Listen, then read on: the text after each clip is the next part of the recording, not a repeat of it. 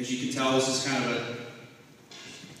of a special thing that we've done. We've actually never done here, so I'm really proud to be here today, and I'm glad that you guys are here too.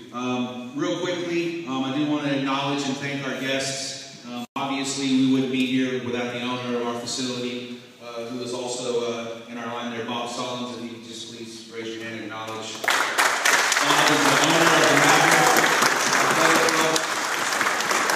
And we thank him for providing a great place for us to do all this. I personally would also like to thank the guests here, Major General Bruce Casella, Captain Robert Bennett, Stephen Harper, Executive Director of the MRF, our wounded warrior Michael Carr, who you'll hear from briefly, and also Kimo Hansen, who's also our Texas military representative. Thank you, gentlemen, for coming to the event today. We really appreciate you being here. And obviously, most importantly, our Marine Corps Color Guard.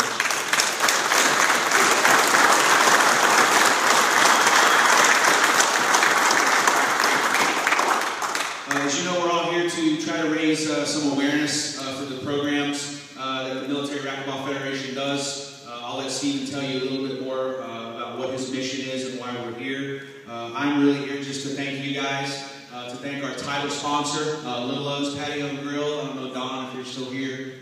Thank you for supporting our event. And I also would like to thank Breaker Broker, Charles Ridings. Charles, I don't know if you're still here. Thank you very much. Andy Gomez, our fruit and snack sponsor. We had a lot of people help us out for this event. That's why you can see the increased hospitality. Also, Steve and Glenna Standish, Standard Utility Construction. And lastly, Tina